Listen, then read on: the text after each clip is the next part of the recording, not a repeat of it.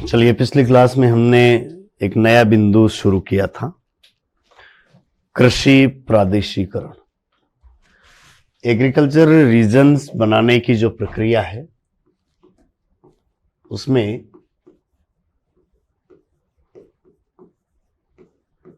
कौन कौन से मुख्य आधार अपनाए जाते हैं।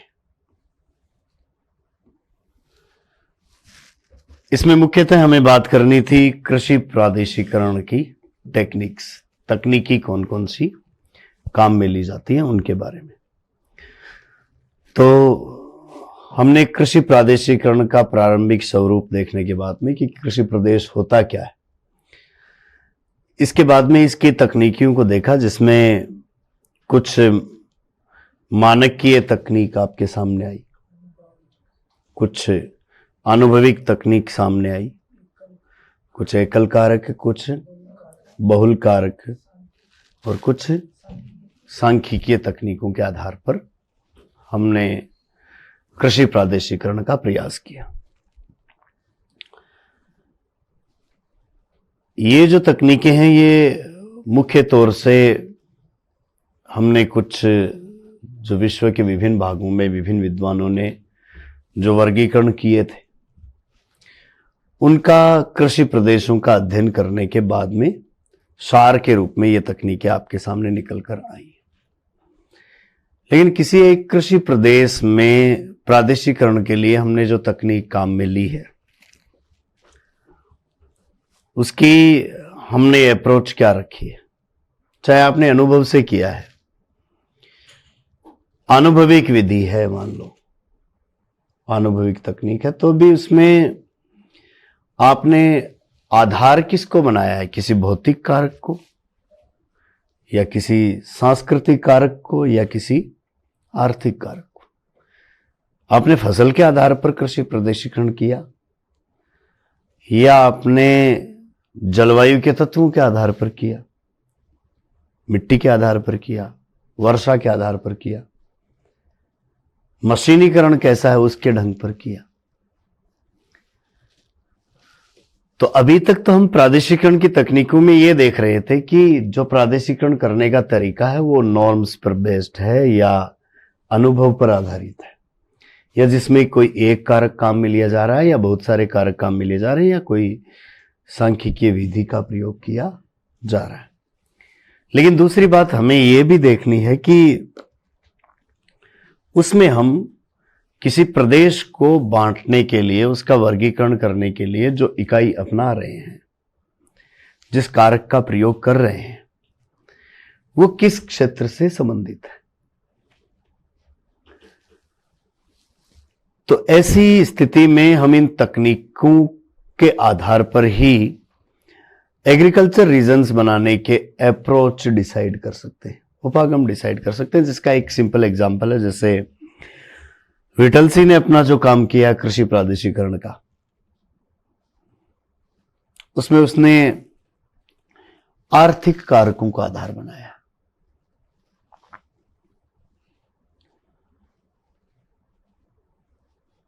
हंटिंगटन, जॉनसन, इनके हम पूरे विश्व के कृषि प्रदेशों के वर्गीकरण को देखें तो इन्होंने भौतिक कारकों का आधार बनाया, जैसे कृषि के लिए उपयुक्त भूमि, कृषि के लिए अनुपयुक्त भूमि, उपलब्ध भूमि, सर्वथा उपयुक्त भूमि। तो ऐसे जो वर्गीकरण किए गए हैं वो कुछ भौतिक तत्वों का आधार मानकर किए गए। तो हमें इसमें जो तकनीकी काम में ली गई उसमें यह भी देखना है कि जो भी आपने कारक कृषि प्रादेशिकरण के काम में लिया वो किससे रिलेटेड है। कई बार हम देखते हैं प्रादेशिकरण में खेत को या फार्म को आधार बना दिया जाता है। कई बार कृषि प्रादेशिकरण करने के लिए हम उसके व्यापारीकरण के स्तर है उसी को ही आधार बना लेते हैं। तो ऐसे प्रारंभ में हमने कुछ विद्वानों के उदाहरण पढ़े थे कि इस व्यक्ति ने कृषि प्रादेशिकरण करने के लिए इन 3 चीजों का आधार बनाया है। किसी ने वाणिज्यीकरण की मात्रा, भूमि की गहनता, फसल का प्रकार, पशु संयोजन, ये ऐसी कुछ हमने बातें की थी। वो कुछ लोगों के एग्जाम्पल थे, लेकिन वो सारे के सारे एग्जाम्पल हम देखे जाए तो कौन सा एग्जाम्पल कौन से अप्रोच पर बेस्ड। तो ऐसे हमें कृषि कुछ उपागमों की जानकारी हमें लेनी है। कौन कौन से ऐसे मुख्य उपागम हो सकते हैं? आपको विश्व के कुछ बड़े देशों के कृषि प्रदेशों तक जाना है, लेकिन किसी कृषि प्रदेश में जो प्रादेशिकरण का आधार है या उसका नाम देखकर आपको यह डिसाइड भी होना चाहिए कि इस व्यक्ति ने यहां पर जो निर्धारण किया था उसमें आधार चाहे अनुभव को माना है, चाहे किसी सिद्धांत को माना है, चाहे एक कारक को माना है, बहुत सारे कारकों को माना है, लेकिन वो कारक रिलेटेड कॉन्सेप्ट सेक्टर से हैं। इस तरीके का प्रश्न भी आपको किया जा सकता है कि उसने एक ही कारक को आधार माना, लेकिन वो कारक आर्थिक पक्ष से रिलेटेड था या भौतिक या जलवायु पक्ष से रिलेटेड था। तो हम कृषि प्रादेशिकरण की तकनीकों को कुछ उपागमों के रूप में पढ़ सकते हैं। अप्रोचेज क्या क्या हैं इनके वर्गीकरण करने की या इनके अध्ययन करने की। तो हम इस बात को अब कृषि प्रादेशिकरण के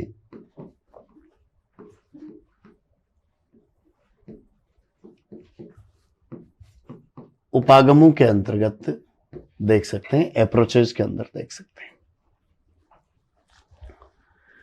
कृषि प्रादेशिकरण के ये मुख्य उपागम कौन कौन से हैं? इनमें कुछ विद्वानों के आपके सामने एग्जाम्पल आएंगे कि भौतिक पक्ष को आधार किसने बनाया है, आर्थिक पक्ष को आधार किसने बनाया है, या अलग अलग विद्वानों का जो नाम आएगा मरुस्थलीय प्रदेश के आधार पर, ध्रुवीय प्रदेशों के आधार पर ऐसा, या किसने व्यापारीकरण को आधार बनाया, फार्म पद्धति को किसने काम में लिया है। तो ऐसे कुछ उपागमों की हमें जानकारी लेनी है। हेडिंग डालिए, कृषि प्रादेशिकरण के उपागम।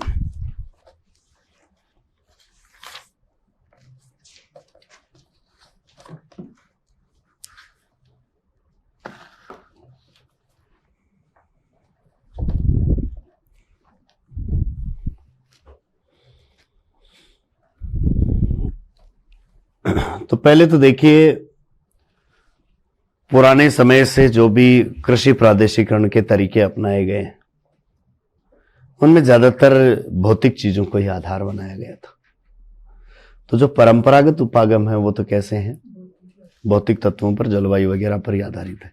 नए जमाने में चलकर आपके सामने कई प्रकार की सांख्यिकीय विधियां और ये चीजें आ गई। पहले तो कोई कृषि प्रादेशिकरण कर रहा था तो उसमें अप्रोच कौन सी थी? परंपरागत ही थी।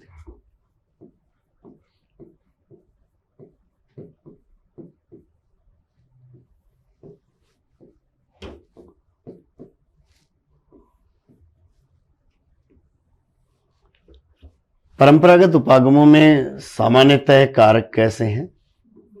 भौतिक तत्व हैं, जैसे जलवायु हो सकता है,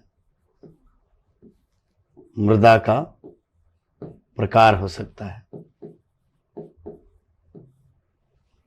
ये कुछ फैक्टर जो वहां के भौतिकी से रिलेटेड हैं, उनको अगर आधार बनाया जाता था, वो हमारी पुरानी जो तकनीक थी उसी में आधार बनाया जाता था। तो पहला उपागम तो लिख लीजिए, परंपरागत उपागम।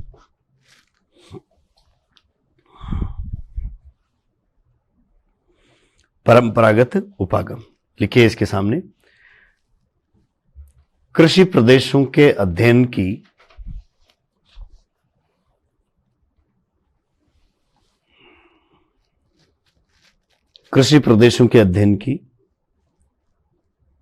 यह है प्राचीन पद्धति है।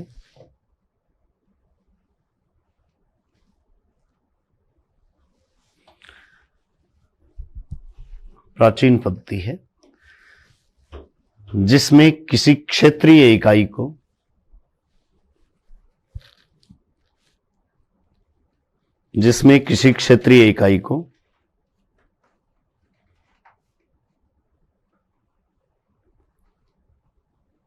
धरातल के स्वरूप, क्षेत्रीय इकाई को धरातल के स्वरूप, जलवायु, आदि के आधार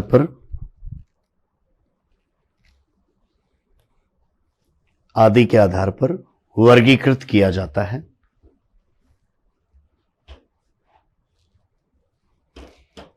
आदि के आधार पर वर्गीकृत किया जाता है।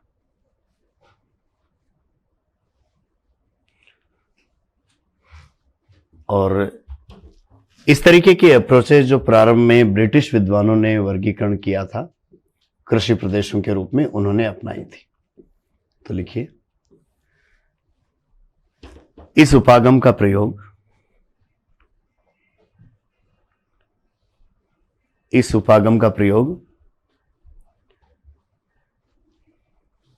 ब्रिटिश विद्वानों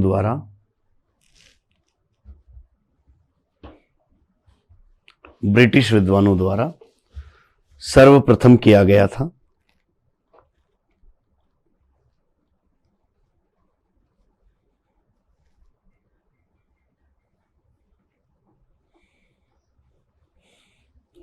और जैसी हमें धरातलीय या जलवायु की विशेषता मिली, उसके अनुसार हमें यह देखना है कि उसमें कौन सी फसल उगाई जा सकती है। तो कोई भी जो जलवायु की कंडीशन है या वहाँ के जो धरातल का स्वरूप है, मिट्टी का प्रकार है, ये किसी फसल विशेष के लिए उपयुक्त होता है और वो फसल वहाँ पर उत्पादित की जाती है। तो ऐसे कृषि प्रदेशों का फिर हम जो नामकरण करते थे वो भी किसी एक फसल के आधार पर ही करते थे। उस फसल के नाम रखने के पीछे उनका जो बेस था वो उस फसल को कौन सी दशाओं में उत्पादित किया जा सकता है उसी का था। तो इसमें सामान्यतः जब कृषि प्रदेश का वर्णन किया जाता था तो हम उसमें एक फसल को ही बेस बनाते थे। तो लिखिए, इसमें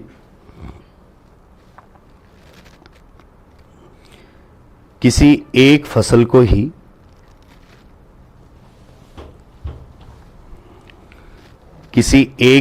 ही क्षेत्रीय वर्णन का आधार माना जाता है।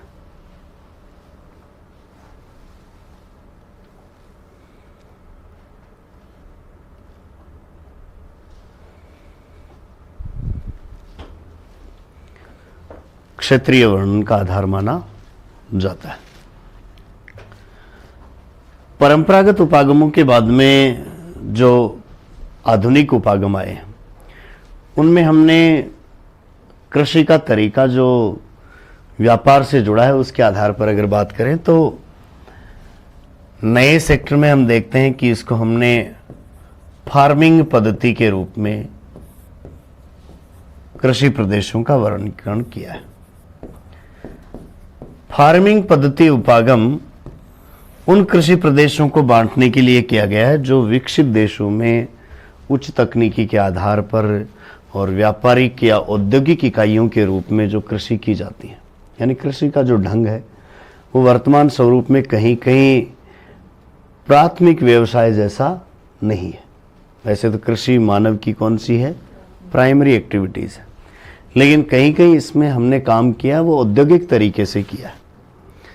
तो वैसा स्वरूप हमें मिलता है वो कौन सा है, फार्मिंग अप्रोच है, जिसमें हम देखते हैं किसकी फार्मिंग हो रही है।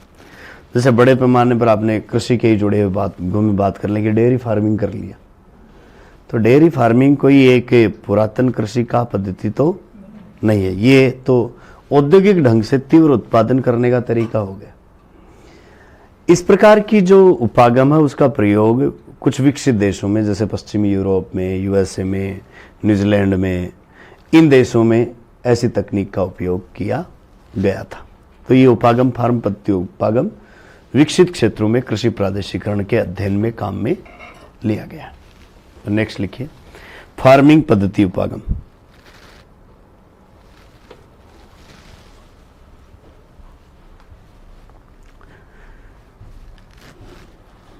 देखिए, इसमें कृषि को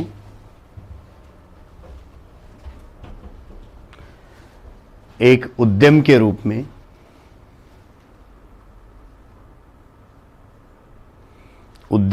में या औद्योगिक इकाई के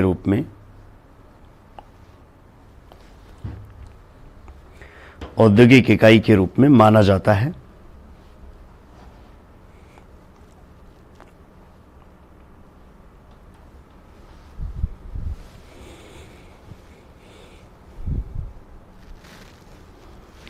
इस प्रकार के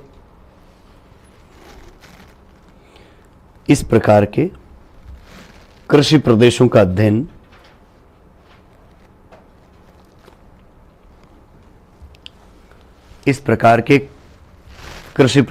अध्ययन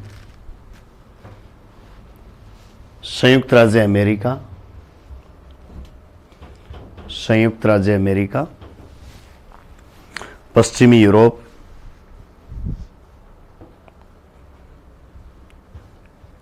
कनाडा, ऑस्ट्रेलिया,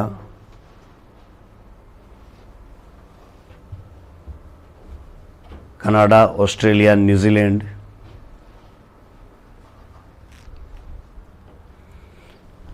आदि में मिलता है,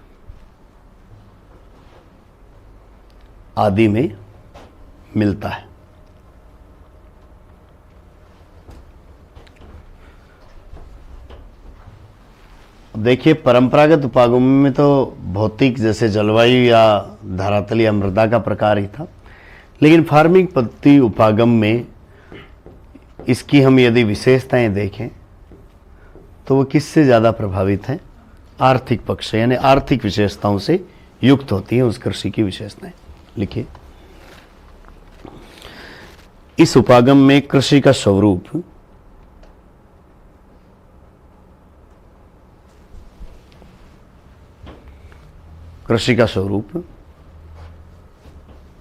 आर्थिक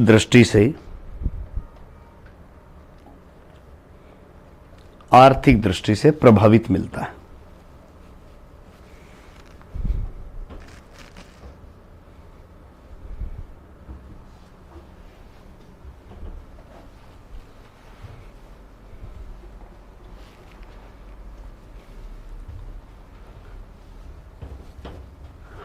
अब देखिए, कोई परंपरागत उपागम के रूप में कोई भौतिक कारक हो, जलवायु का प्रकार हो, मृदा हो, और चाहे आधुनिक उपागमों के स्वरूप में उसका आर्थिक पक्ष हो, या उसमें निर्वाह की पद्धति अपनाई गई हो, ऐसे बहुत सारे कारकों को एक साथ हमने किसी बहुकारक तकनीक के रूप में देखा था, जिसमें आपने एक से अधिक चर लिए हो, और एक से अधिक इस तरीके के चरों को लेकर हमने जो तकनीकें की हैं, उसी तरीके से एक से अधिक इस तरीके के पक्ष लेते हुए आप यदि कृषि प्रदेशों का अध्ययन करें तो वो उपागम बहुकारक तकनीक की तरह आप उसको बहुकारक उपागम का नाम दे सकते हैं। कोस्ट्रोविकी ने जो कृषि प्रादेशिकरण किया उसमें उसने एक से अधिक कारकों को आधार बनाया था, तो उसका जो उपागम है वो किस प्रकार का था? बहुकारक था। लिखिए,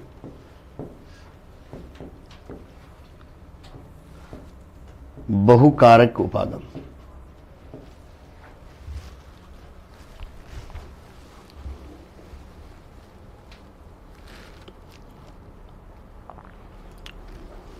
लिखिए, इसमें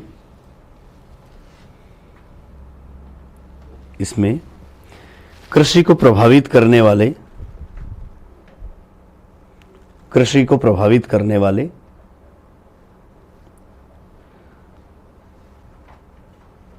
सभी कारकों के आधार पर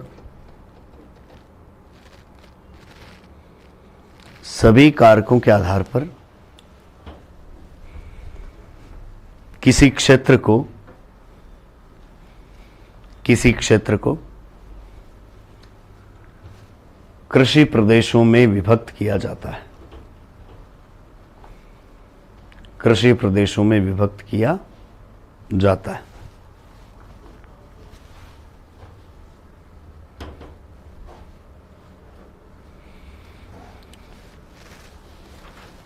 इस उपागम का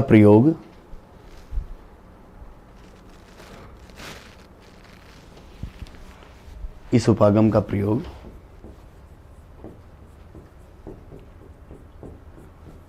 कोस्ट्रोविकी ने पोलैंड के कृषि प्रादेशिकरण में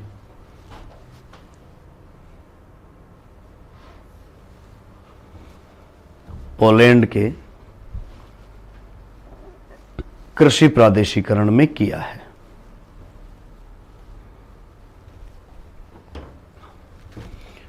पोलैंड के कृषि प्रादेशिकरण में किया है। बहुकारक उपागम के अलावा देखिए कई जगह हमने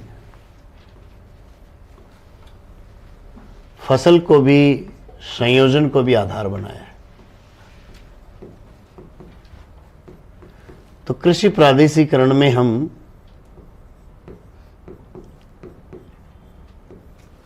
फसल संयोजन उपागम की बात यदि करें तो जो निर्वाह है कृषि वाले प्रदेश हैं, सामान्यतः संयोजन आपको उन्हीं में देखने को मिलता है। व्यापारिक वालों में तो संयोजन की बजाय आपको विशेषीकरण अधिक मिलता है, विविधता कम मिलती है, और विविधता जहां ज्यादा है वहीं पर आपको संयोजन देखने को मिलेगा। तो निर्वाह कृषि प्रदेशों में कई जगह हमने कृषि प्रादेशिकरण के लिए जो किसी क्षेत्र को विभाजित किया तो उसमें हमने डिवाइडेशन कुछ फसलों के संयोजन के आधार पर कर दिया। जैसे मक्का व गेहूं का प्रदेश, इसमें आपने जो कारक लिए हैं वो मान लीजिए 2 फसलों के रूप में ले लिया, लेकिन आपने फसलों का संयोजन देखा है कि किस किस को साथ में यहां पर रखा गया है। तो इस प्रकार का प्रादेशिकरण का यदि तरीका लिया जाए जिसमें कृषि प्रदेशों का विभाजन ही फसलों के संयोजन के आधार पर, जैसे आप चीन में भी देखेंगे कृषि प्रदेशों में, वहाँ के बहुत सारे कृषि प्रदेशों का जो नामकरण होगा वो जैसे चावल और चाय का प्रदेश, चाय, और हम देखते हैं कुछ मुद्रादायनी अन्य फसलों का प्रदेश। तो ऐसे में उसने संयोजन के आधार पर आपको चाइना में इस तरीके के कई कृषि प्रदेश मिलेंगे। तो ये जो पद्धति है ये हमें निर्वाह वाले क्षेत्रों में विशेष रूप से देखने को मिल जाएगी, सघन जनसंख्या जहां पर होगी। लिखिए, फसल संयोजन उपागम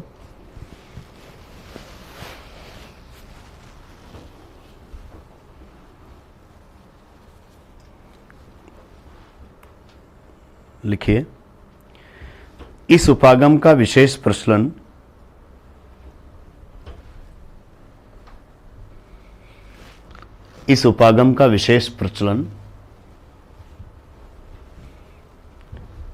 जीवन निर्वाह कृषि वाले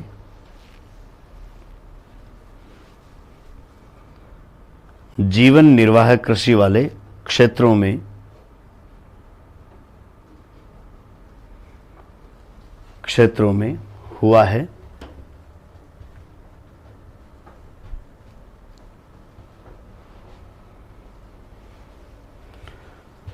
और इसमें किसी कृषि प्रदेश के यदि हम परिसीमन की बात करें, उसकी सीमा निर्धारण की बात करें, तो फसलों की वरीयता के आधार पर ही इसमें किया गया है।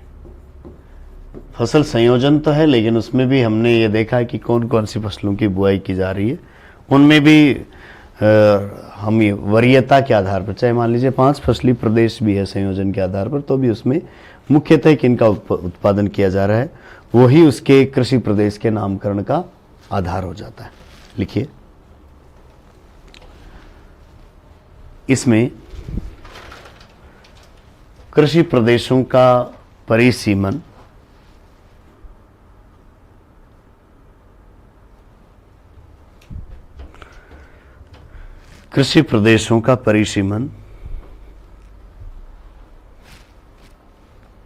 फसल की वरीयता के आधार पर,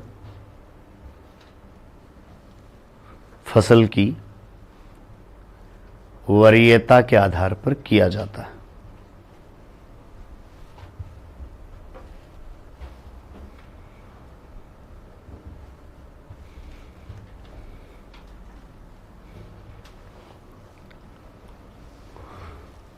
और भारत में यदि आप देखेंगे तो भारत में चूंकि निर्वाह का ही स्वरूप आपको ज़्यादातर मिलता है, और यहाँ पर जो कृषि प्रादेशिकरण किया गया है विभिन्न विद्वानों द्वारा, उन्होंने ज़्यादातर ने फसल संयोजन को ही आधार माना है और फसल वरीयता के आधार पर ही उन्होंने कृषि प्रादेशिकरण के प्रयास किए हैं। चाहे पी सेनगुप्ता की हम बात कर लें, चाहे और आपने जो नाम पढ़े हैं उनमें से अधिकतर ने, भाटिया वगैरह ने, इन्होंने केवल फसल संयोजन और उसमें भी फसल वरीयता को आधार बनाकर फिर कृषि प्रादेशिकरण किया है। लिखिए, भारत में अनेक विद्वानों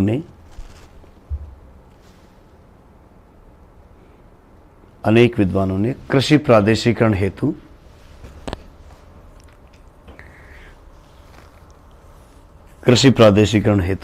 इस उपागम को अपनाया है।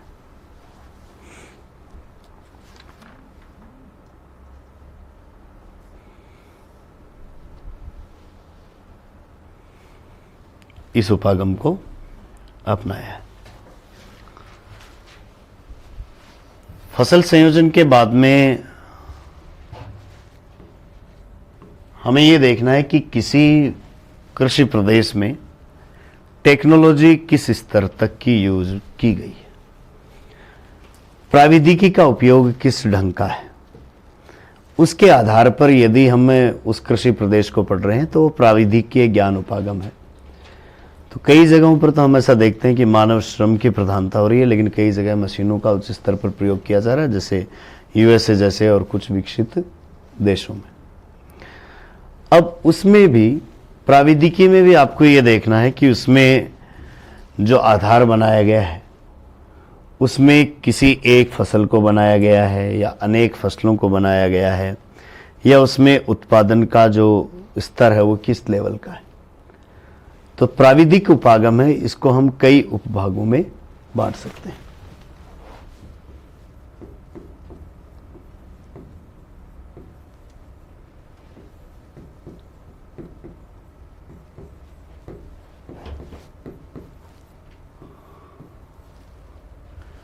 टेक्नोलॉजी का जो नॉलेज है उसके आधार पर जो किया गया वर्गीकरण है उसकी बात है।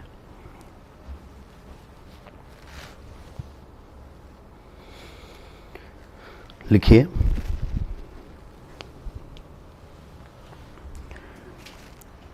इस उपागम में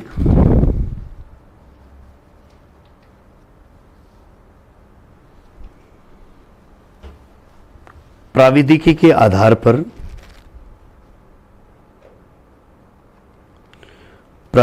आधार पर संसाधनों की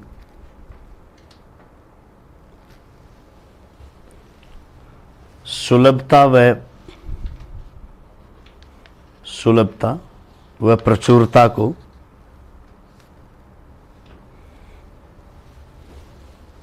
प्रचुरता को आधार बनाया गया है।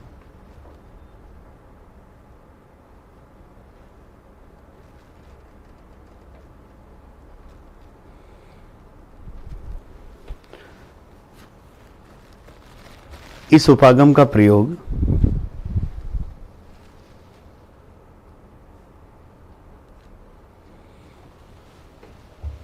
विकसित देशों के प्रादेशिकरण में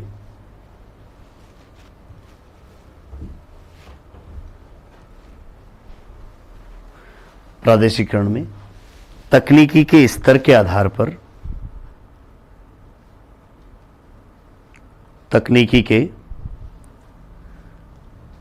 आधार पर किया गया है।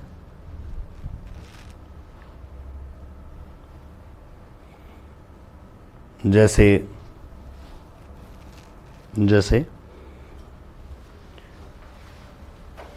अमेरिकी प्रकार, यूरोपियन प्रकार,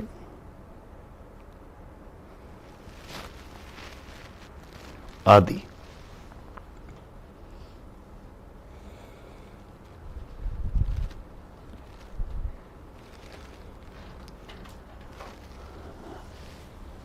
अब यदि हम तकनीकी के जो हमने प्रयोग किया, संसाधनों की उपलब्धता देखी, हम यदि कारक के आधार पर बात करें तो हमने किसी एक कारक को अपनाया है या बहुत सारे कारकों को अपनाया है। और उसमें भी एकल कारक में ज़्यादातर हमने ये देखा है कि फसल को ही आधार बनाया गया है कृषि प्रादेशिकरण में। और बहुल कारक जब हमने लिए हैं तब हमने ये देखा कि भूमि की सामर्थ्य क्या है और वहाँ पर उत्पादन का स्तर क्या है, वाणिज्यिकरण की मात्रा कितनी है। ऐसे कई कारकों को एक साथ प्रयोग किया गया। तो हम इन उपागमों को कुछ कारकों की संख्या के आधार पर यदि बात करें तब हम इनको दो भागों में मोटे तौर पर बांट सकते हैं, एक केवल एकल कारक वाले और एक कुछ बहुल कारक वाले। तो नीचे लिखिए, कारकों के आधार पर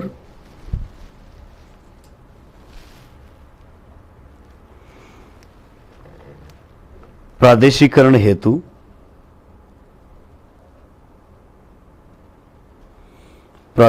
हेतु अपनाए गए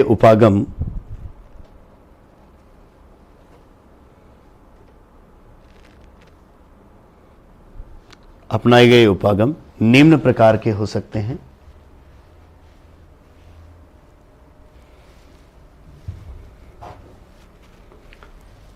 निम्न प्रकार के हो सकते हैं।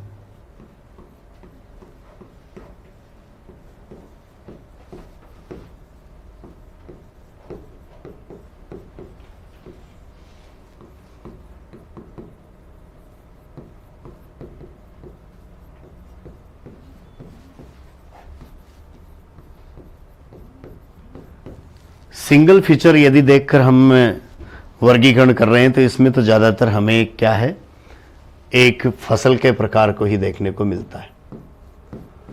और यदि हम बहुल रूपक उपागम देखते हैं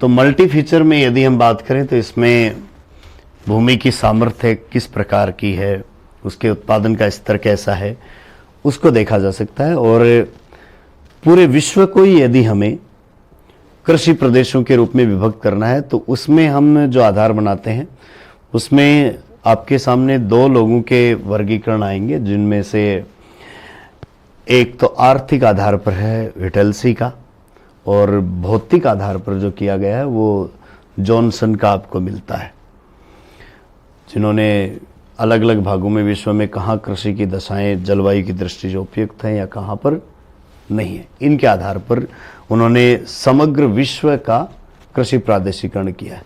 ये अभी तो हम जो ज़्यादातर बात कर रहे हैं वो किसी क्षेत्रीय इकाई के प्रादेशिकरण की कर रहे हैं।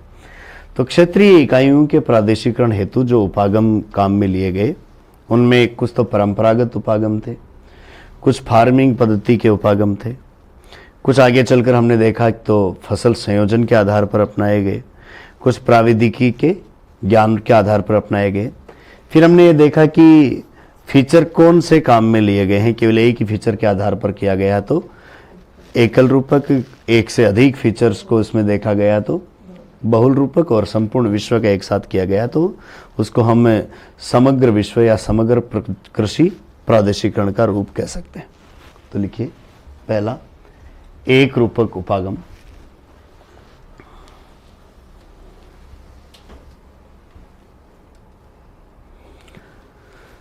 एक रूपक उपागम, और इसके सामने लिखिए इसमें कृषि प्रादेशिकरण हेतु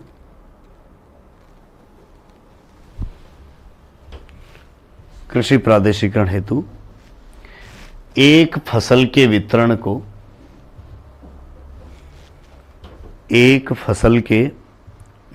को आधार बनाया जाता है।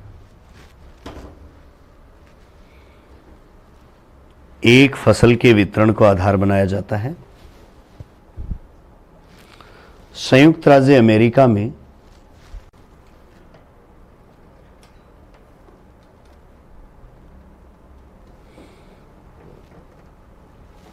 कृषि प्रदेशों के निर्धारण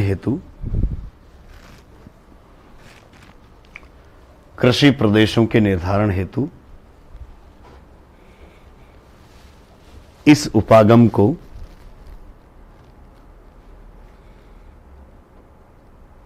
अपनाया गया है।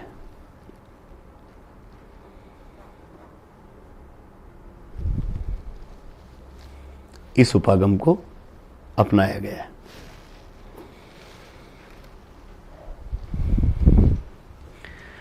दूसरा देखिए, बहुकारक या बहुरूपक जो उपागम है उसमें एक से अधिक जो भी कृषि को प्रभावित करने वाले कारक हैं उनका हमने तुलनात्मक विश्लेषण करते हुए किसी कृषि प्रदेश का निर्धारण किया है। तो एक से अधिक जो विशेषताएं हैं उनमें सबसे पहले तो हम बात करते हैं क्या उनकी की जाती है, तुलनात्मक विश्लेषण किया जाता है उनका, और उसके आधार पर हमें कृषि का प्रादेशिकरण करना होता है।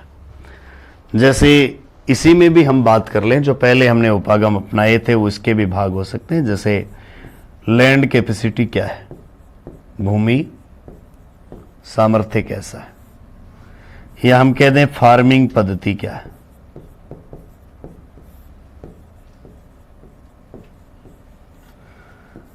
या आप कह दें खेत प्रणाली या खेत का प्रकार क्या है, और उसमें हमें विशेषीकरण किस ढंग का मिलता है। इसके आधार पर इनका हम तुलनात्मक विश्लेषण करते हुए किसी कृषि प्रदेश का निर्धारण करें तो इसमें केवल एक फीचर, जैसे इसमें हमने फसल को अपना लिया, ऐसा इसमें नहीं है। इसमें हमने कृषि प्रादेशिकरण के जो आधार अपनाए वो कई अपनाए और फिर उनको तुलनात्मक रूप से एक साथ रखते हुए और फिर कृषि प्रादेशिकरण किया है। और इसमें समरूपता देखी है।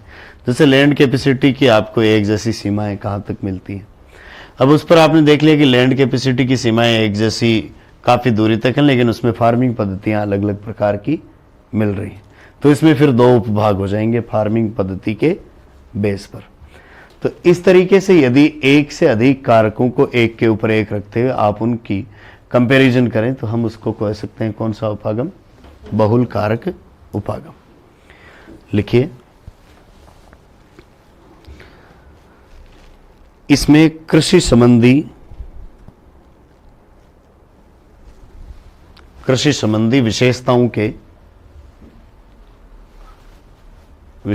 के अनेक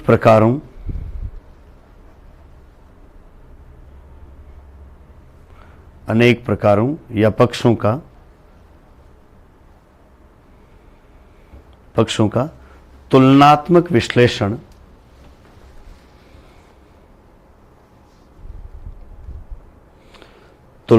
विश्लेषण किया जाता है।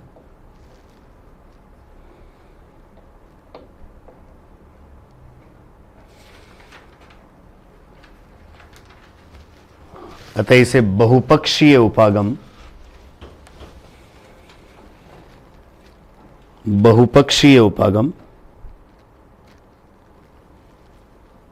भी कहा जाता है।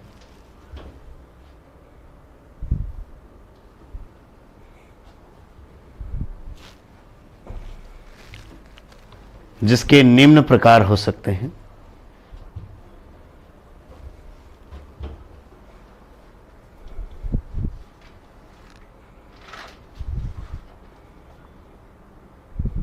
जिसके निम्न प्रकार हो सकते हैं। अब पहला तो हम इसमें बेस देखें तो वो कौन सा है, भूमि सामर्थ्य के अनुसार। भूमि सामर्थ्य प्रदेश यदि हम बात करें तो भूमि सामर्थ्य के अनुसार कृषि के लिए या तो प्रदेश हो सकता है क्या अनुकूल, या हो सकता है प्रतिकूल। अब आपने किसी क्षेत्रीय इकाई के लिए कह दिया कि कृषि के लिए उपयुक्त और कृषि के लिए अनुपयुक्त कृषि प्रदेश, और दूसरा आपने समग्र पूरे विश्व के संदर्भ में ही बात कर ली कृषि प्रादेशिकरण के लिए कि कृषि के लिए उपयुक्त और कृषि के लिए अनुपयुक्त। जैसे हमने मान लीजिए भारत का कृषि प्रादेशिकरण किया और उसमें लिख दिया कि ये कृषि हेतु अनुपयुक्त क्षेत्र और ये कृषि हेतु उपयुक्त क्षेत्र, तो कृषि प्रादेशिकरण हो गया। यह क्षेत्रीय इकाइयों के संदर्भ में हुआ। अब यहां पर तो हम जो मल्टी फीचर है या बहुपक्षीय उपागम कर रहे हैं, उसका बेस हमने बना लिया है क्या, लैंड कैपेसिटी, और ये बनाया है किसी क्षेत्रीय इकाई के लिए। इसी में ही हम देखेंगे तो एक तीसरा प्रकार जिसमें समग्र कृषि प्रादेशिकरण है पूरे विश्व का, उसमें भी भूमि सामर्थ्य को आधार बनाकर आप कह सकते हो अनुकूल और प्रतिकूल कृषि प्रदेश।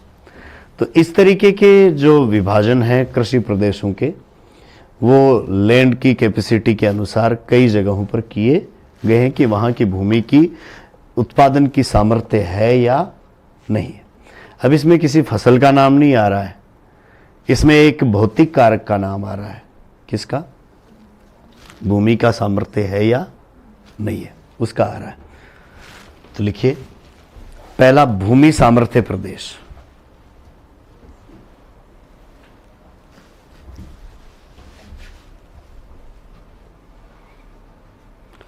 लिखिए, भूमि सामर्थ्य से अर्थ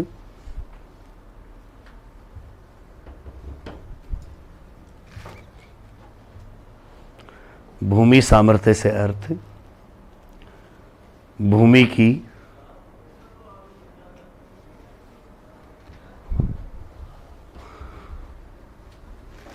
उत्पादन की संभावित क्षमता से है, उत्पादन की संभावित क्षमता से है,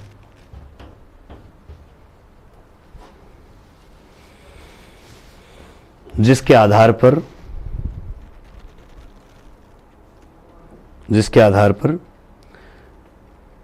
अनेक विद्वानों ने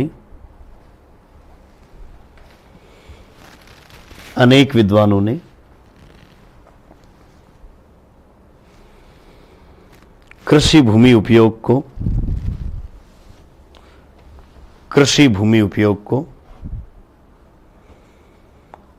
अनुकूलतम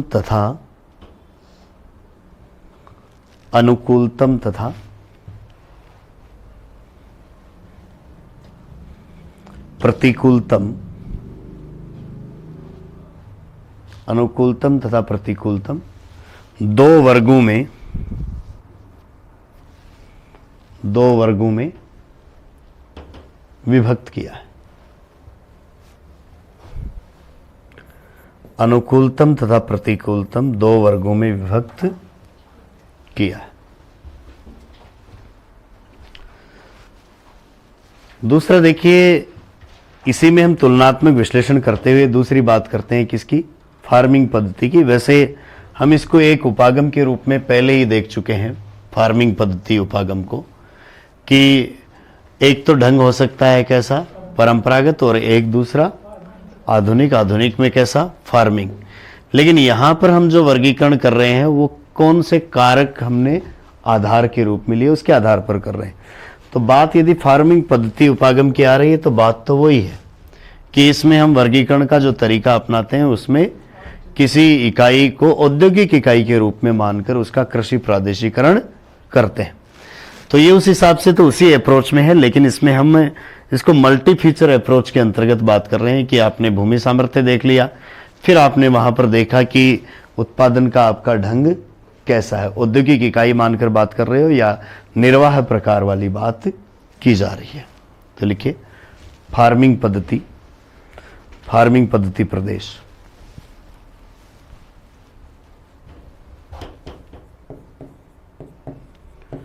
फार्मिंग पद्धति प्रदेश, और इसके सामने संक्षेप में वही लाइन लिख लीजिए। इसमें कृषि इकाई को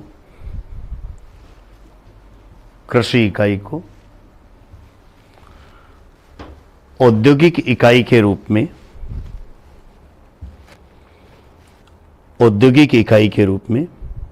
मानते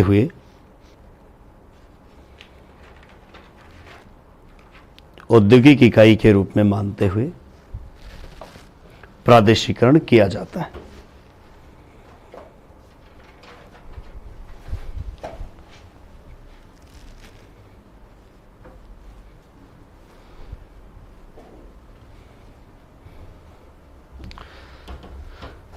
तीसरा आपका जो कोई कृषि प्रदेश हो सकता है वो अब देखिए इसमें प्रदेश के आधार पर हम बात करें तो अनुकूलतम कृषि प्रदेश और प्रतिकूलतम कृषि प्रदेश। ऐसे ही आपने फार्मिंग पद्धति के आधार पर कह दिया, जैसे डेयरी फार्मिंग प्रदेश। अब इसी तरीके से हम यदि खेत पद्धति की बात करें तो खेत पद्धति जो प्रदेश होता है उसमें आधार क्या है? फसल। जिसमें किसी फसल को हम वरीयता देकर, और चाहे उसमें संयोजन किया गया हो चाहे एक फसल हो, तो हम उसके आधार पर उस प्रदेश का नाम रख सकते हैं। जैसे चावल का प्रदेश हो, मान लीजिए हमने निर्वाह वाले क्षेत्रों में ये बात की है और कह दिया कि ये चावल का प्रदेश है।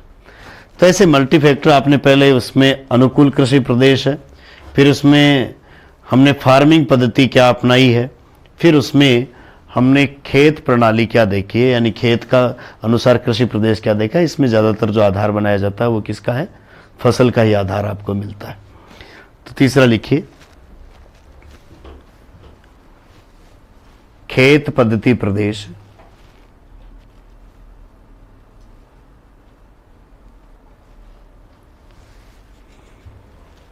लिखिए। इस व्यवस्था में खेत में बोई जाने वाली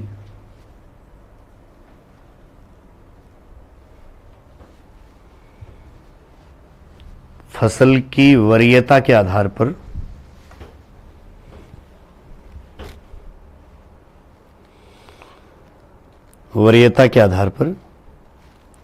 कृषि प्रादेशीकरण को अपनाया जाता है।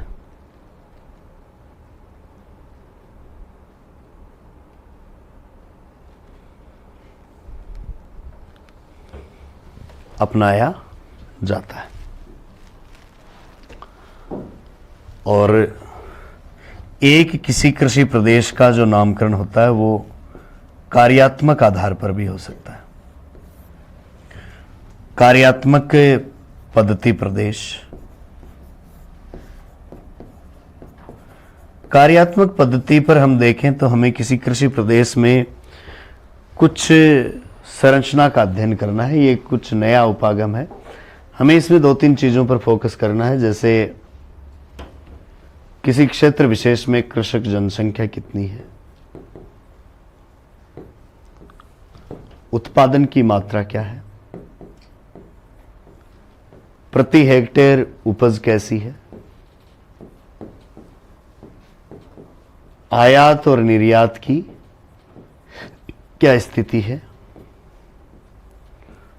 उपभोग और उत्पादन में संतुलन का प्रकार कैसा है, अतिरिक्त उत्पादन है या केवल बराबर उत्पादन है। ऐसे कुछ आधारों पर हम यदि किसी कृषि प्रदेश को विभक्त करें तो ऐसा कृषि प्रदेश है किसके आधार पर? कार्यात्मक आधार पर। तो कोई कृषि प्रदेश भूमि सामर्थ्य के आधार पर अनुकूल प्रदेश हो सकता है, प्रतिकूल प्रदेश हो सकता है। फार्मिंग की पद्धति के आधार पर उसका नाम हो सकता है, जैसे आपने डेयरी फार्मिंग प्रदेश नाम दे दिया या आपने कह दिया बागानी प्रदेश नाम दे दिया। खेत पद्धति के आधार पर हो सकता है, जिसमें फसल की वरीयता के आधार पर नामकरण किया जाता है। और कार्यात्मक पद्धति में हम कई चीज़ें और देखते हैं साथ में कि उत्पादन कितना हुआ, मांग कितनी थी, बैलेंस कितना है, आयात और निर्यात कैसा है, प्रति हेक्टेयर उपज कैसी है, कुल उत्पादन कैसा है, और वहाँ की टोटल उसके ऊपर डिपेंड जो जनसंख्या थी वो कितनी थी। इस आधार पर यदि कृषि प्रादेशिकरण किया जाए तो वो कृषि प्रदेश कैसा है? कार्यात्मक कृषि प्रदेश है। लिखिए, कार्यात्मक पद्धति प्रदेश। लिखिए, इसमें क्षेत्रीय स्तर पर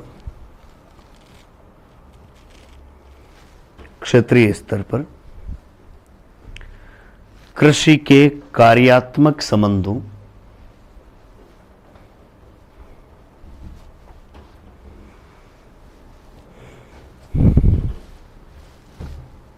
कार्यात्मक संबंधों को कृषि उत्पादों की मांग व खपत के बीच संतुलन,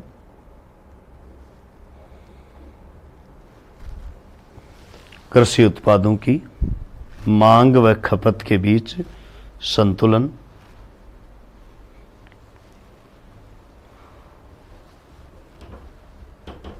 आयात निर्यात की मात्रा,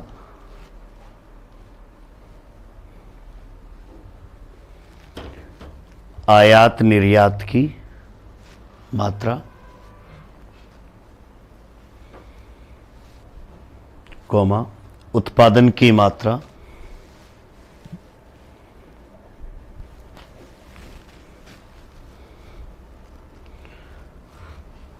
कृषक जनसंख्या,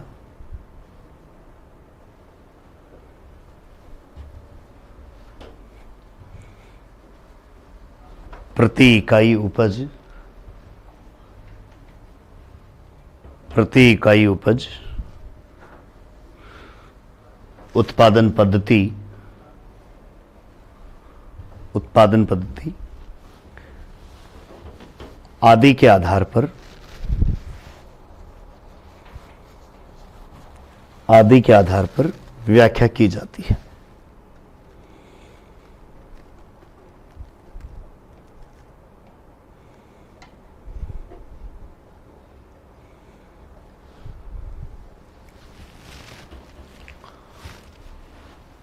और एकल रूपक और बहुल रूपक उपागम के बाद में तीसरा प्रकार हम देखें तो उसको हम कह सकते हैं समग्र कृषि प्रदेश उपागम।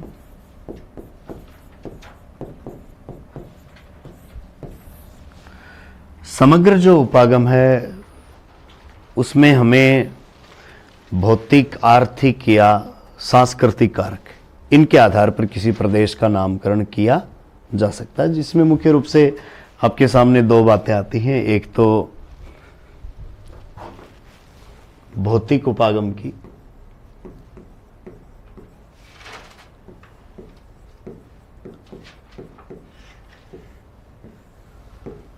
भौतिक उपागमों में सामान्यतः जलवायु के कारकों को इनको ही आधार बनाया जाता है, जो कि एक तरीके से परंपरागत उपागम भी है।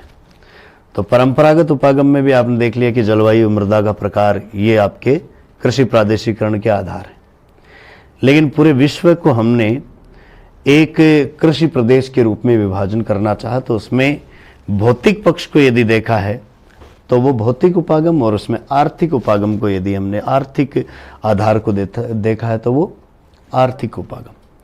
अब जैसे आपने प्रारंभ में दो उपागमों की बात कर ली कि एक परंपरागत और एक फार्मिंग पद्धति उपागम, तो वैसे देखा जाए तो उन दोनों को आप भौतिक उपागम और आर्थिक उपागम के रूप में भी प्रस्तुत कर सकते हैं।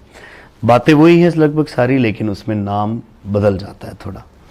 तो भौतिक उपागम में हम हंटिंगटन का प्रकार देख सकते हैं, जिसने पूरे विश्व में भौतिक विशेषताओं के आधार पर कृषि प्रादेशिकरण किया था। जॉनसन का हम देख सकते हैं। इन दो लोगों के नाम मुख्य रूप से आते हैं, जिनके बारे में कई बार पूछ लिया भी जाता है। और आर्थिक उपागम में आपको विटलसी का नाम आता है। तो इनमें से ये दो तीन लोग थोड़े फेमस है। पूछ लिया जाए कि विटलसी का जो कृषि प्रादेशिकरण का उपागम था वो कैसा था, तो वो कैसा था, आर्थिक आधार पर था।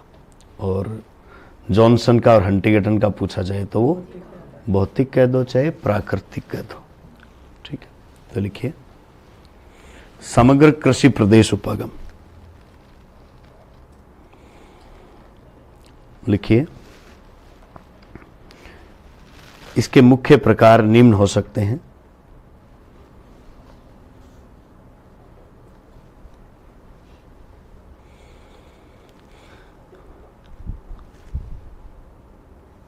निम्न हो सकते हैं।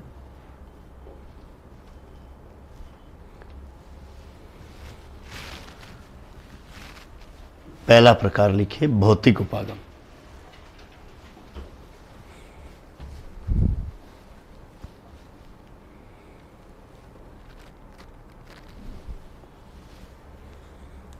लिखिए, कृषि को प्रभावित व नियंत्रित करने में कृषि को प्रभावित व नियंत्रित करने में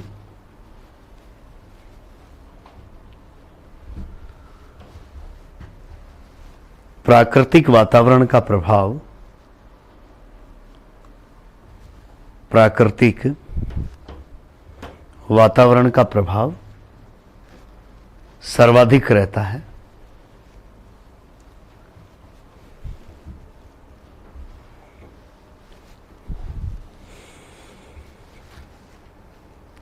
कृषि प्रदेशों के परिसीमन हेतु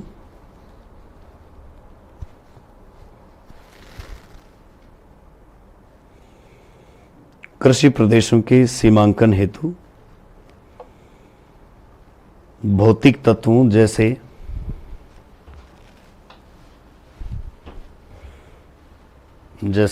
जलवायु, मृदा का प्रकार,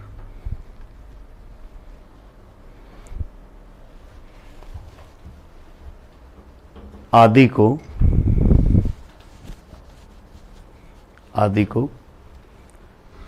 कई विद्वानों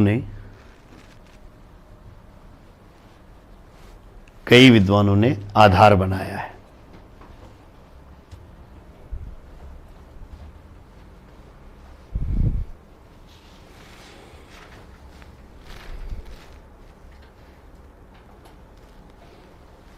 अब ये जो भौतिक उपागम है, जिनमें हम जलवायु की बात कर सकते हैं, मृदा प्रकार की बात कर सकते हैं, इस तरीके के उपागमों को अपनाने वाले व्यक्तियों में नाम आते हैं हंटिंगटन, जोनासन, इसके अलावा बेकर, वाल्केनबर्ग, टेलर, जॉन्स, इन्होंने आधार बनाया है किसको? भौतिक उपागम को ही आधार बनाया है। लिखिए, भौतिक उपागमों का प्रयोग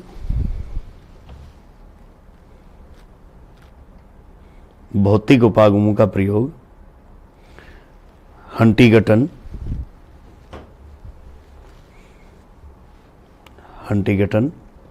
जोनासन,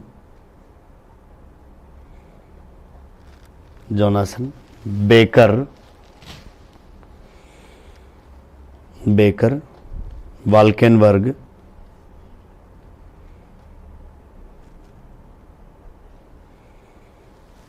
वाल्केनबर्ग, टेलर, जॉन्स,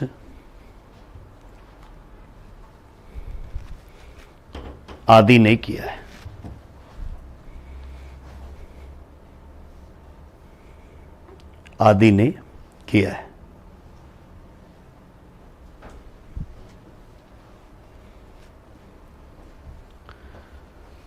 इनमें से यदि हम हंटिंगटन की बात करें तो हंटिंगटन ने पूरे समग्र कृषि प्रादेशिकरण में, समग्र कृषि प्रदेश उपागम में पूरे विश्व को कुछ कृषि प्रदेशों में विभक्त किया है। जैसे ध्रुवीय क्षेत्र है, टुंड्रा जलवायु वाला, हिमाच्छादित वाला, वो कृषि हेतु कैसा है? अनुपयुक्त है। तो ये एक प्रकार का अनुपयुक्त कृषि प्रदेश है। और इसके अलावा अनुपयुक्त प्रदेश आपको उष्ण मरुस्थलीय भागों में भी मिल जाएगा कहीं कहीं।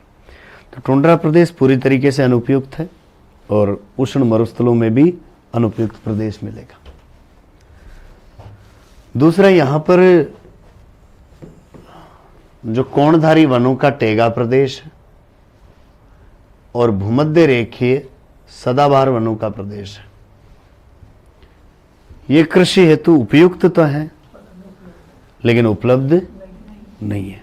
इनमें दशाएं तो है कृषि की, लेकिन यहां पर कृषि कार्य सघन वनों के कारण किया नहीं जा सकता।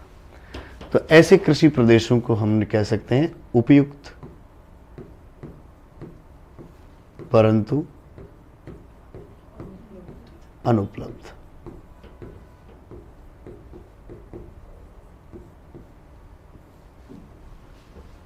इसके अलावा बात करें तो हमें कुछ अर्ध शुष्क जलवायु वाले प्रदेश मिलते हैं जो उपयुक्त होते हैं, और कई ऐसे प्रदेश मिलते हैं जो पूरी तरीके से उपयुक्त, सर्वथा यानी सर्वश्रेष्ठ हो सकते हैं। तो एक कैटेगरी हम कर सकते हैं कौन से, उपयुक्त, या जिनको हम कह दें कौन से, अल्प उपयुक्त, और एक कैटेगरी है सर्वथा उपयुक्त यानी सबसे ज्यादा उपयुक्त। तो वातावरण के तत्वों के आधार पर कुछ जगह तो ऐसी हैं जहां पर कृषि उत्पादन हेतु संभावनाएं सबसे अपार हैं, उनको तो हम कह दें, और जहां पर होता भी उत्पादन वो तो है सबसे ज्यादा उपयुक्त या सर्वथा उपयुक्त या सर्वश्रेष्ठ। कुछ कम मात्रा में है लेकिन उपयुक्त है। एक कैटेगरी ऐसी है जो उपयुक्त है लेकिन उस पर हम कर नहीं पाते हैं कृषि कार्य, और एक कैटेगरी ऐसी है जो उपलब्ध तो है लेकिन उपयुक्त नहीं है, तो वो पूरी तरीके से अनुपयुक्त कृषि प्रदेश हुआ। तो लिखिए, हंटिंगटन ने पर्यावरणीय तत्वों के आधार पर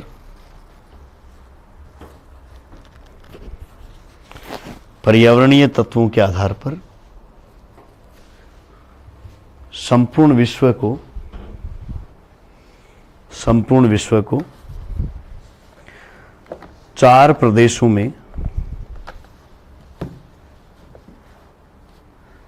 प्रदेशों में विभक्त किया है।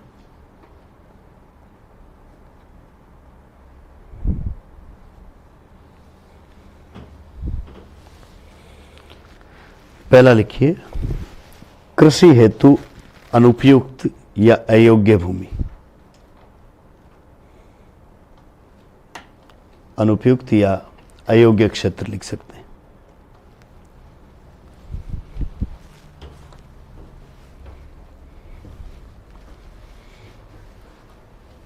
अयोग्य या अनुपयुक्त, और इसके सामने लिख लीजिए, ध्रुवीय टुंड्रा क्षेत्र,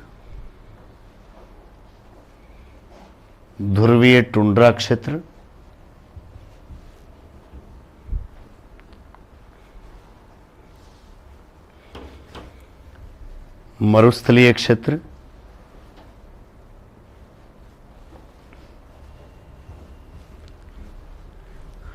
व बंजर भूमि वाले क्षेत्र।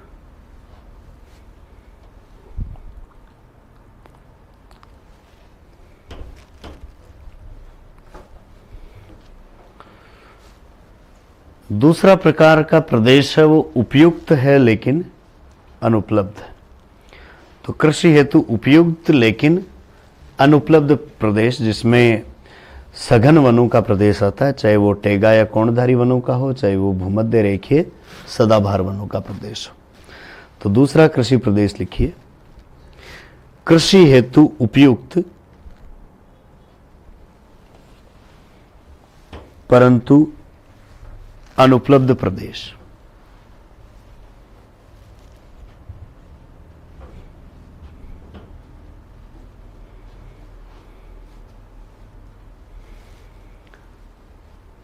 और इसके सामने लिखिए, टेगा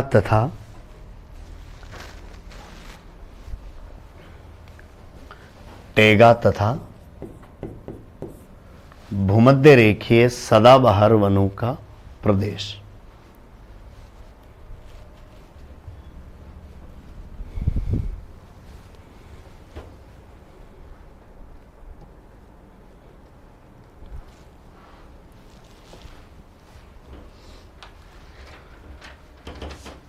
और एक ऐसा प्रदेश जो अल्प उपयुक्त है, या हम कह दें सामान्य प्रकार का है,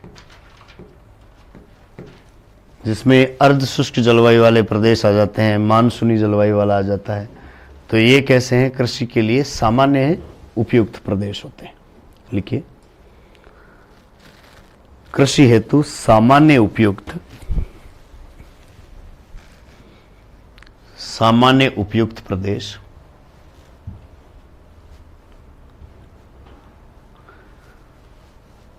और सामान्य उपयुक्त प्रदेशों में लिखिए मानसूनी जलवायु, मानसूनी जलवायु तथा अर्धशुष्क जलवायु वाले, अर्धशुष्क जलवायु वाले क्षेत्र।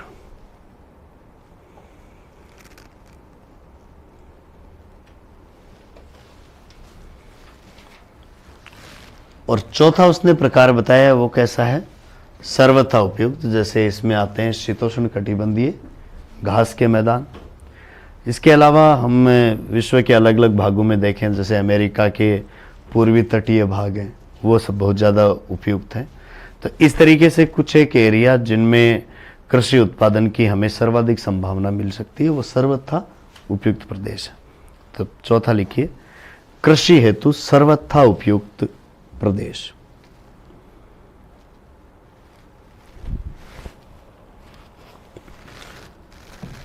इसके सामने लिखिए शीतोष्ण कटिबंधीय, शीतोष्ण कटिबंधीय घास मैदान,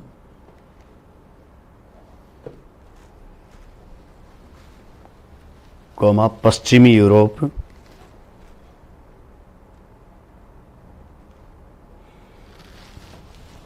कोमा मध्य अक्षांशीय पूर्वी तटीय, मध्य अक्षांशीय पूर्वी तटीय प्रदेश,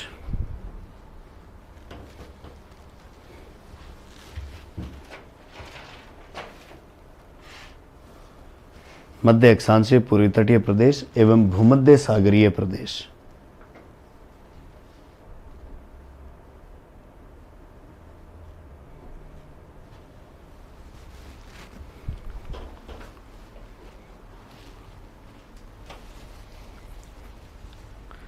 तो इस तरीके से प्राकृतिक तत्वों के आधार पर 4 कृषि प्रदेश बनाए किसने? हंटिंगटन ने। जॉनसन ने भी प्राकृतिक तत्वों के आधार पर ही भूमध्य रेखा से ध्रुवों की ओर विश्व को कृषि प्रदेशों में के रूप में विभक्त किया है। जिसमें भूमध्य रेखीय प्रदेश है उसमें कृषि उत्पादन की संभावनाएं हैं, इसलिए उसको कहा गया है क्या? भूमध्य रेखीय जीवन प्रदेश। इसके अलावा शीतोष्ण घास मैदान हैं, वो भी कैसे हैं? जीवन प्रदेश हैं। और भूमध्य रेखीय प्रदेशों, भूमध्य सागरीय प्रदेश हैं, वो भी कैसे हैं? कृषि हेतु जीवन प्रदेश है। लेकिन गर्म मरुस्थल और ठंडे ध्रुवीय प्रदेश ये कृषि हेतु कैसे हैं? मृत्यु प्रदेश है। तो 5 उसने जीवन प्रदेश और मृत्यु प्रदेश बताए हैं। जो जीवन प्रदेश हैं वो कृषि के लिए उपयुक्त प्रदेश हैं प्राकृतिक तत्वों के आधार पर, और जो मृत्यु प्रदेश हैं वो प्राकृतिक या पर्यावरणीय तत्वों के आधार पर कृषि हेतु अनुपयुक्त है। तो मृत्यु प्रदेशों में गर्म मरुस्थल आते हैं और ठंडे मरुस्थलों के रूप में ध्रुवीय जलवायु वाले भाग आते हैं जो बर्फ से ढके हुए हैं वो। और जहां पर संभावनाएं हैं उनमें भूमध्य रेखीय प्रदेश है, भूमध्य सागरीय है और शीतोष्ण घास मैदानों का प्रदेश है। लिखिए आगे। जॉनसन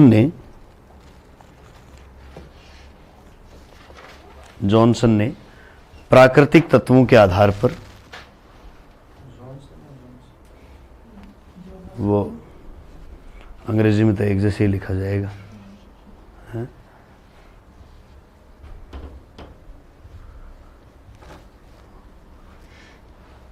उच्चारण आप चाहे जॉनसन करो चाहे जोनासन करो। देखिए जॉनसन ने प्राकृतिक तत्वों के आधार पर विश्व को 5 कृषि प्रदेशों में, 5 कृषि प्रदेशों में विभक्त किया है। 5 कृषि प्रदेशों में विभक्त किया है।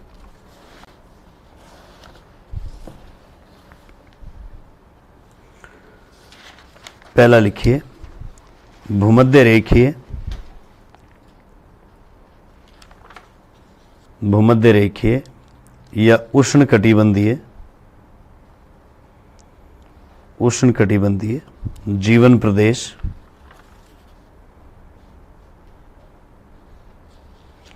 उष्णकटिबंधीय जीवन प्रदेश। दूसरा लिखिए भूमध्य सागरीय, भूमध्य सागरीय जीवन प्रदेश।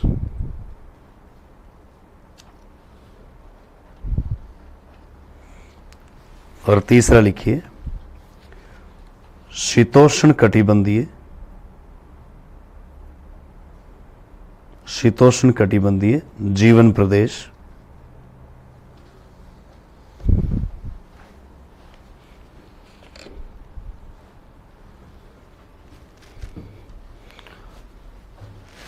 चौथा लिखिए उष्ण या उपोष्ण मरुस्थलीय,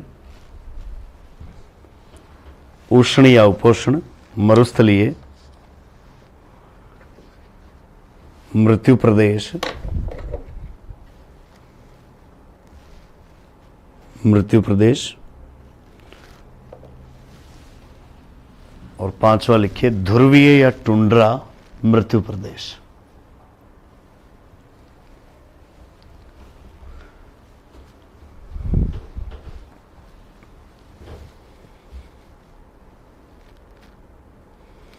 तो ये 5 प्रदेश प्राकृतिक या भौतिक तत्वों के आधार पर किसने बताए?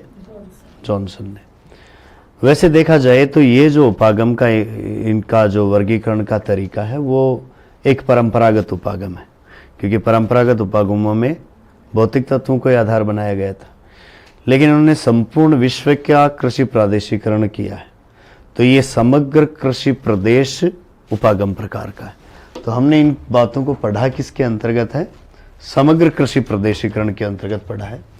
अब समग्र जो कृषि प्रदेशीकरण है उसमें एक तो आपने कारक बना लिया कौन सा? भौतिक उपागम। दूसरा हम आधार बना लें कौन सा? आर्थिक उपागम।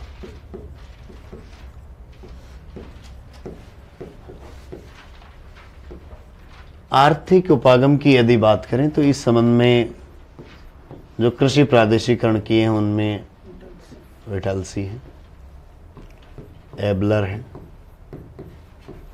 एडम्स है, गोल्ड है, कावाची है, रेटकिनिकोव है,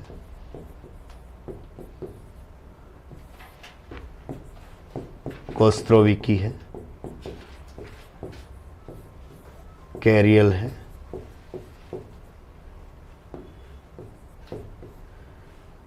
ये जो लोग हैं इनका कृषि प्रादेशिकरण है वो किस पर बेस्ड है? आर्थिक। इनमें से सबसे ज्यादा जो प्रसिद्ध है वो है कौन सा? इटलसी को, जिसको हमने कृषि प्रणालियों के रूप में 13 प्रदेशों के रूप में इसको हम पहले वैसे पढ़ चुके हैं। तो यहां हमें ये ध्यान में रखना है कि आर्थिक उपागम को आधार किन किन विद्वानों ने बनाया है। तो लिखिए अगला प्रकार आर्थिक उपागम।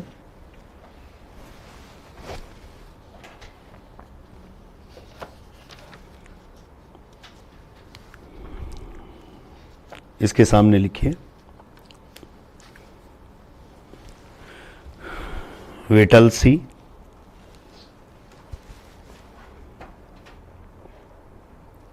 विटलसी, एबलर,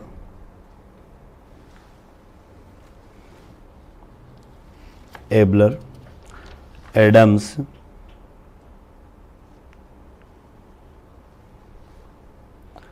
एडम्स, गोल्ड,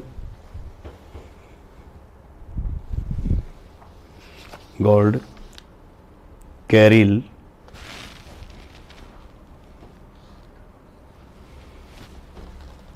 कवाची,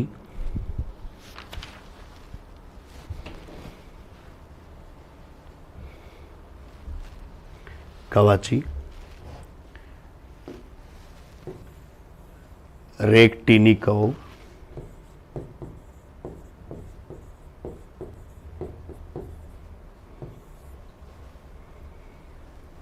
रेक्टिनिकोव,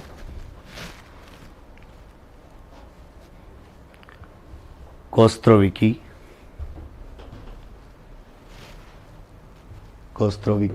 हेलबर्न,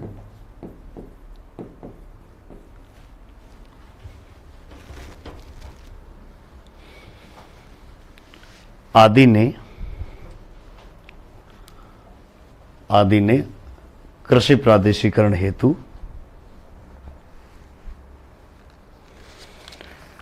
आर्थिक उपागम को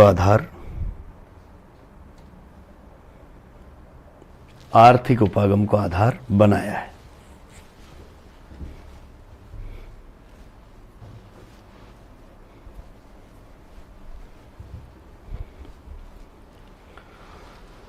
तो इनमें वैसे दो लोग मुख्य हैं, एक वेटल्सी और दूसरा कोस्त्रोविकी। तो कोस्त्रोविकी को हम 27 जो वेरिएबल्स हैं उनके आधार पर, जिनको उन्होंने 4 प्रमुख समूह में बांटा था, उसके आधार पर वर्ल्ड में एग्रीकल्चर टाइपोलॉजी बताने के लिए पहले देख चुके हैं। वेटल्सी की जो पूरी 13 कृषि प्रणालियां हैं उनको हम देख चुके हैं। तो आपके सिलेबस में ये जो बिंदु है एग्रीकल्चर रीजनलाइजेशन की सीमांकन या परिसीमन या डिमार्केशन या डिलिमिटेशन हम कैसे करते हैं, तो उसके बेस पर हमने पहले तो बात की कि किस व्यक्ति ने किस किस को आधार बनाया। तो एक तो कई बार ऐसे प्रश्न हो जाता है कि जैसे कवाची ने किसको आधार बनाया है, कोस्त्रोविकी ने किसको आधार बनाया है, ऐसे पूछ लेते हैं। ऐसा प्रश्न तो बहुत रेयर हुआ है।